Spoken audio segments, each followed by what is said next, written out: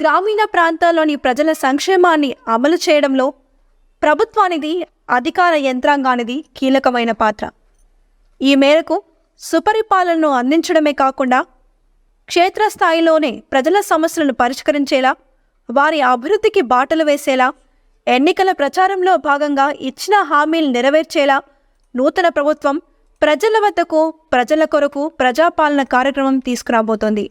మరి ఈ ప్రజాపాలన కార్యక్రమం ఎలా ఉండబోతోంది? ప్రజాపాలన లక్ష్యాలు ఏమిటి? ప్రజాపాలన ద్వారా ఎటువంటి సంక్షేమాన్ని అమలు చేయబోతున్నారు? మా ANA స్పెషల్ స్టోరీ. ప్రజల కోసం, ప్రజల సంక్షేమం కోసం ప్రజాపాలనను చేపట్టబోతున్నట్లు నూతన ప్రభుత్వం చెబుతోంది. తెలంగాణ నూతన ప్రభుత్వం ఏర్పడి దాదాపుగా కొన్ని రోజులు గడుస్తోంది.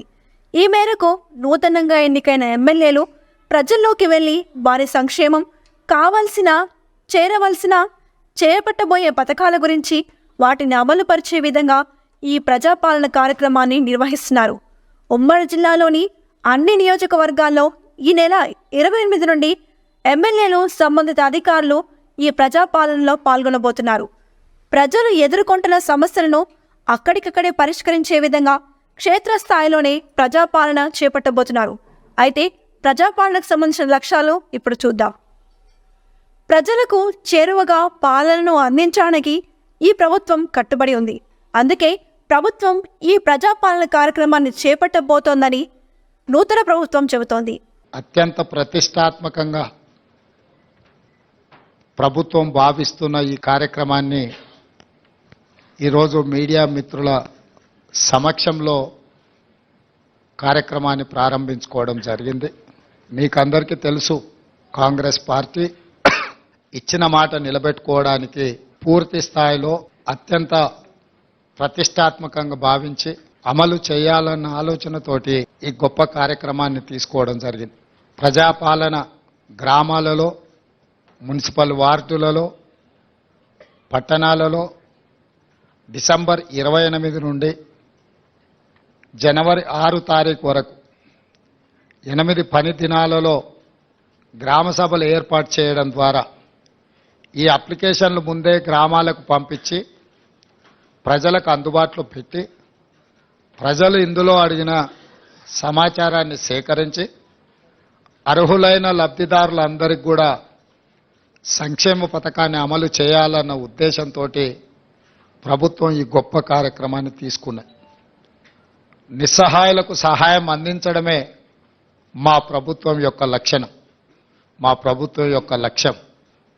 ఈరోజు ఎవరైతే తండాలలో, గూడాలలో, మారుమూల పల్లెల్లో ఉన్న అత్యంత నిరుపేదలకు కూడా ఈ పథకాన్ని అందించాలన్న లక్ష్యంతో ఈరోజు ఈ గ్రామ సభలను ఏర్పాటు చేయడం జరిగింది. ఎందుకంటే ఏ నిజమైన లబ్ధిదారుణ్ణి ఎంపిక చేయాలన్నా వాళ్ళు సచివాలయానికి రావడమో, లేదా మేము ప్రజాభవన్లో ఏర్పాటు చేసిన ప్రజావాణి కార్యక్రమంలో వాళ్ళు వచ్చి వినతి పత్రాలు ఇవ్వడమో, పేద ప్రజలకు అది అత్యంత భారమైన పని. గ్రామాల నుండి, సుదూర ప్రాంతాల నుంచి హైదరాబాద్ నగరానికి రావడం, హైదరాబాద్ నగరంలో మళ్ళీ పంజగుట్ట చౌరస్తా చేరుకొని జ్యోతిరావు పూలే ప్రజాభవన్ దగ్గరికి వచ్చి ముందు రోజు రాత్రే ఇక్కడ నిరీక్షించి అక్కడ వినతి పత్రాలు ఇస్తున్నారు అని అంటే, ప్రజలకు 10 సంవత్సరాల నుంచి ప్రభుత్వం అందుబాటులో లేకపోవడం, పరిపాలన ప్రజల దగ్గరికి చేరకపోవడం వల్ల తీవ్రమైన ఇబ్బందులను ప్రజలు ఎదుర్కొంటున్నారు. ఆ ఇబ్బందులు ఎంతగా పేరుకపోయినాయని అంటే ప్రభుత్వాలు మోయలేనంత భారంగా మారినాయి. అందుకే ఈరోజు వారంలో 2 రోజులు ప్రజావాణి కార్యక్రమాలు తీసుకుంటే దాదాపుగా 24,000 పైచిలకు అప్లికేషన్లు వచ్చినాయి. ఇందులో ప్రధానంగా భూమికి సంబంధించిన సమస్యలు, ఇల్లు లేని వారి సమస్యలు, లేకపోతే ప్రభుత్వం వైపు నుంచి అందించాల్సిన రాజీవ్ ఆరోగ్యశ్రీ లాంటి సమస్యలే ప్రధానంగా రావడం జరిగింది. వీటన్నిటిని కూడా విశ్లేషించి ఆయా శాఖలకు, ఆయా అధికారులకు పంపించి వాటి మీద చర్యలు తీసుకునే విధంగా ఈరోజు మా ప్రభుత్వం ప్రయత్నం చేస్తుంది. అందుకే నేను సహచర మంత్రులందరితో మాట్లాడినప్పుడు ప్రజల్ని ప్రభుత్వం దగ్గరికి రప్పించుకోవడం కాదు, ప్రభుత్వమే ప్రజల దగ్గరికి వెళ్ళడం ద్వారా ప్రజలకు న్యాయం జరుగుతుంది. ప్రజలకు హైదరాబాదు రావడానికి అవసరమైన ప్రయాణ ఖర్చులు కావచ్చు, లేకపోతే సమయము కేటాయించడం కావచ్చు, ప్రజలకు ఇబ్బందులు జరుగుతున్నాయి. కాబట్టి ప్రభుత్వాన్నే ప్రజల వద్దకు పంపిద్దాము, ప్రజాప్రతినిధులను ప్రజల మధ్యలో కలిసిమెలిసి ఏ ప్రజలు ఎన్నుకున్నారో ఆ ప్రజల దగ్గరికి పంపించడం ద్వారా గ్రామ సభలలో ఆ గ్రామాలలో ఎన్నికైన సర్పంచులు కావచ్చు, ఎంపీటీసీలు కావచ్చు, జడ్పీటీసీలు కావచ్చు, జిల్లా పరిషత్ చైర్మన్లు కావచ్చు, లేకపోతే ఎమ్మెల్యేలు కావచ్చు, మంత్రులు కావచ్చు, వీళ్ళందరూ కూడా గ్రామ సభల ద్వారా ప్రజల దగ్గరికి వెళ్ళినప్పుడు ప్రభుత్వమే ప్రజల దగ్గరకు వచ్చిందన్న భావన కలిగి ఈ ప్రభుత్వం మీద విశ్వాసం కలుగుతుంది. ఈ ప్రభుత్వం మా ప్రభుత్వం, ఈ ప్రభుత్వం ప్రజల ప్రభుత్వం, ఈ ప్రభుత్వం ప్రజల సమస్యల్ని పరిష్కరిస్తుందన్న విశ్వాసం ప్రజలల్లో నెలకొంటుంది. రాష్ట్రంలోని నిజమైన లబ్ధిదారులకు దశల వారీగా నిర్ణీత కాల వ్యవధిలో సంక్షేమ పథకాలు, సామాజిక భద్రతా కార్యక్రమాలు మరియు ఈ 6 గ్యారెంటీలు నెరవేర్చడమే లక్ష్యాలుగా చెబుతోంది. ప్రజాపాలనకు సంబంధించిన లక్ష్యాలేంటనేది క్షేత్రస్థాయిలో జవాబుదారీతనం, పారదర్శకతతో కూడిన మెరుగైన పరిపాలన ప్రజాభిప్రాయానికి, ప్రత్యేకించి నిరుపేద అణగారిన వర్గాల అభిప్రాయానికి అనుగుణంగా అందిస్తున్నామని, వీటిలో సంబంధిత అధికారులు కూడా పాల్గొనాలని తెలిపారు. ఇక 6 గ్యారెంటీలు సైతం సమర్థవంతంగా అమలు చేసేలా చూడడమే ప్రభుత్వం బాధ్యత అని చెబుతున్నారు. ప్రజల ముంగిట్లోకి పరిపాలనను తీసుకువచ్చి క్షేత్రస్థాయిలో గ్రామాల్లోని వివిధ సమస్యలను పరిష్కరించడం, తెలంగాణ ప్రజలకు సామాజిక ఆర్థిక సాధికారతలను చేకూర్చడం లక్ష్యంగా పెట్టుకున్నారు. ఇక ప్రతి 4 నెలలకొకసారి ఈ కార్యక్రమాన్ని నిర్వహించడం జరుగుతుందని అధికారులు, ప్రభుత్వ యంత్రాంగం చెబుతోంది. ప్రజాపాలనకు సంబంధించిన షెడ్యూల్ కూడా విడుదల చేశారు. ప్రజాపాలన కార్యక్రమం దాదాపుగా 8 పని దినాల్లో నిర్వహించాలంటున్నారు. ప్రతిరోజు 2 షిఫ్ట్లలో, అంటే ఉదయం 8 గంటల నుండి మధ్యాహ్నం 12 గంటల వరకు, ఇక మధ్యాహ్నం 2 గంటల నుండి సాయంత్రం 6 గంటల వరకు ఈ ప్రజాపాలన షెడ్యూల్ ఉండబోతోంది. ప్రభుత్వ సెలవు దినాలైన డిసెంబర్ 31, జనవరి 1 మినహాయించి ఇక డిసెంబర్ 28 నుండి జనవరి 6వ తేదీ వరకు ఈ కార్యక్రమాన్ని నిర్వహించాలంటున్నారు. అధికార యంత్రాంగంతో జిల్లాకు సంబంధించిన ప్రజాప్రతినిధులు, గౌరవ శాసనసభ్యులు, పార్లమెంట్ సభ్యులు, జిల్లా పరిషత్ అధ్యక్షులు, కలెక్టర్సే కానీ, అడిషనల్ కలెక్టర్సే కానీ, ఆ సంబంధిత జిల్లా యంత్రాంగంతో సమావేశం ఏర్పాటు చేశాము. ఈ సమావేశంలో రేపటి నుంచి మొదలయ్యే ప్రజాపాలనకు సంబంధించి దరఖాస్తుల స్వీకరణ వ్యవస్థ ఏ రకంగా ఉండాలి, గ్రామ స్థాయిలో ఎన్ని కౌంటర్స్ ఉండాలి, ప్రత్యేకంగా వృద్ధులకు సంబంధించి, మహిళలకు సంబంధించి, వికలాంగులకు సంబంధించి దరఖాస్తుల స్వీకరణ, ఇతర అంశాలకు సంబంధించి కూడా దరఖాస్తుల స్వీకరణ, ఆ గ్రామంలో ఆ దరఖాస్తుల స్వీకరణ కార్యక్రమం అయిపోయిన రాబోయే 7 రోజులు, 8 రోజులు కనీసం 2 అధికారులు ఆ గ్రామంలో ఉండాలి. ఎవరైనా దరఖాస్తు ఇవ్వలేదు అనివార్య కారణాల వల్ల, ఇతర కారణాల వల్ల మరుసటి రోజు ఆ గ్రామంలో పంచాయత్ సెక్రటరీ ఆఫీస్లో అధికారులు ఉంటారు, వాళ్ళకు ఆ దరఖాస్తు ఇవ్వచ్చు.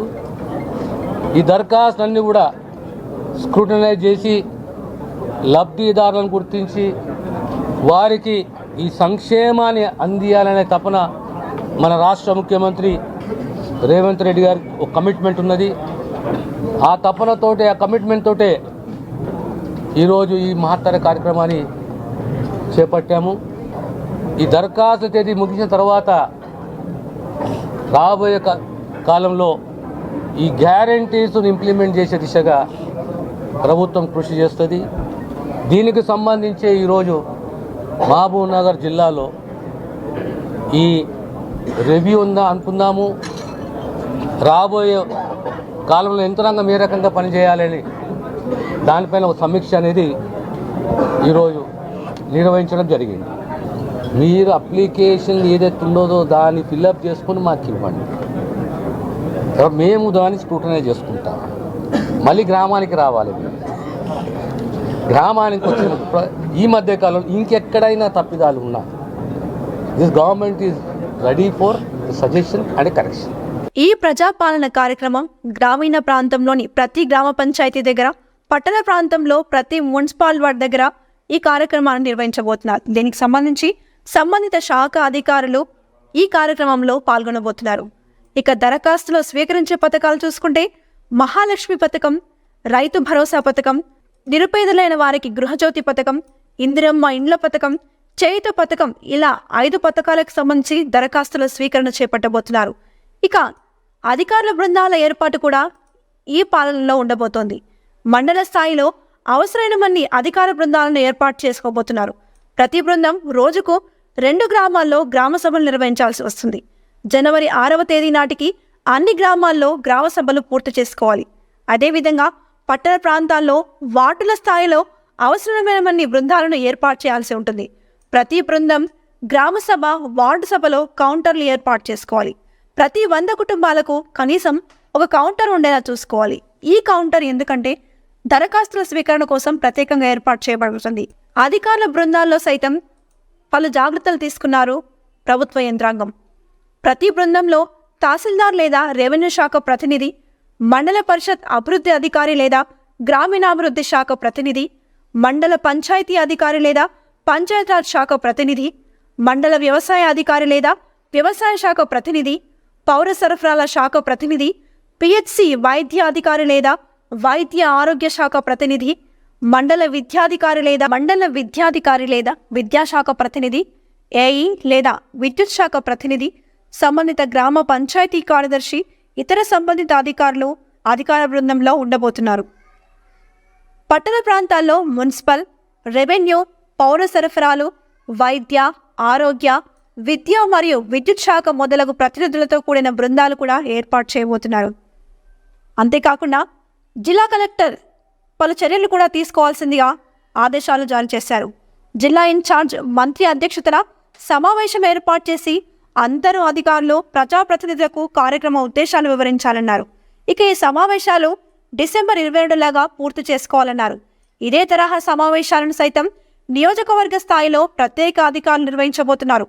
రాష్ట్ర స్థాయిలో ఒక ఉమ్మడి దరఖాస్తు ఫారాన్ని రూపొందించి కలెక్టర్లకు పంపించడం జరుగుతుందని, వాటిని తగిన సంఖ్యలో ప్రింట్ చేసి ప్రతి గ్రామంలో మున్సిపల్ వార్డులో 27వ తేదీ రాత్రి వరకు పంచాయతీ వార్డు కార్యదర్శికి పంపించబోతున్నారు. దరఖాస్తు ఫారం గ్రామాలకు లేదా వార్డులకు చేరిన వెంటనే దండోరా మరియు ఇతర పబ్లిసిటీ నిర్వహించబోతున్నారు. దరఖాస్తులను ప్రజలకు అందజేసి వాటిని నింపడానికి తగిన ఏర్పాట్లు కూడా చేయబోతున్నారు. అయితే దరఖాస్తుదారులు మాత్రం ముందుగానే దరఖాస్తును నింపుకొని గ్రామ సభకు వచ్చే విధంగా ఏర్పాట్లు చేయబోతున్నారు. గ్రామీణ మరియు పట్టణ ప్రాంతాల్లో జిల్లా కలెక్టర్లు, జిహెచ్ఎంసీ కమిషనర్ లేదా మున్సిపల్ కమిషనర్లు నియమించిన బృందాలకు అవగాహన కార్యక్రమాలను చేపట్టబోతున్నారు. ప్రతి గ్రామ పంచాయతీ లేదా వార్డుకు ఒక అధికారి, పంచాయతీ కార్యదర్శి లేక ఇతర అధికారి ఇన్ఛార్జిగా నియమించాలి. కార్యక్రమానికి ఒక రోజు ముందు ప్రతి గ్రామ పంచాయతీ లేదా మున్సిపల్ వార్డులో దండోరా వేసి ప్రచారం చేయబోతున్నారు. ప్రతి బృందానికి అందజేసిన నిర్ణీత నమూనా బ్యాక్డ్రాప్ను గ్రామ సభ లేదా మున్సిపల్ వార్డు సభలో ప్రదర్శించబోతున్నారు. దరఖాస్తు సేకరణకు ఇక మహిళల కోసం ప్రత్యేకంగా కౌంటర్లు కూడా ఏర్పాటు చేయబోతున్నారు. స్త్రీలకు, పురుషులకు విడివిడిగా క్యూ లైన్లు ఏర్పాటు చేస్తున్నారు. భారీ సంఖ్యలో దరఖాస్తుదారులు ఉన్నప్పుడు ఇక టోకెన్ విధానాన్ని సైతం అవలంబించబోతున్నారు.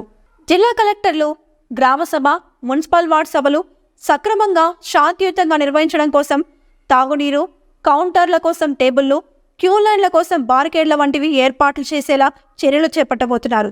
గ్యారంటీల అమలుతో సంబంధం ఉన్న అన్ని శాఖల అధికారులు హాజరయ్యేలా ఈ కార్యక్రమంలో పాల్గొనబోతున్నారు. ఇక నియోజకవర్గ స్థాయి నోడల్ అధికారులను నియమించి వారి ద్వారా కార్యక్రమ పర్యవేక్షణ చేపట్టబోతున్నారు. రోజువారీ దరఖాస్తు స్వీకరణ వివరాలను ప్రిన్సిపల్ సెక్రటరీ, పంచాయతీరాజ్ మరియు గ్రామీణాభివృద్ధి శాఖ వారికి సమర్పించాల్సి వస్తుంది. పట్టణ ప్రాంతాల్లో జిహెచ్ఎంసీ కమిషనర్ లేక సంబంధిత మున్సిపల్ కమిషనర్లు ఈ కార్యక్రమాన్ని పర్యవేక్షణ చేయాలి. స్వీకరించిన అన్ని దరఖాస్తులను టీం లీడర్ ఆధీనంలో ఉంచాలి. వాటిని సురక్షితంగా భద్రపరిచి కంప్యూటరీకరణ చేయడానికి అనువైన కార్యాలయాన్ని జిల్లా కలెక్టర్ కేటాయించాల్సి వస్తుంది. ఇక గ్రామ పంచాయతీ సర్పంచ్ను, కార్పొరేటర్ లేదా వార్డు కౌన్సిలర్ మరియు ఇతర ప్రజాప్రతినిధులను సమావేశానికి ఆహ్వానించాలి.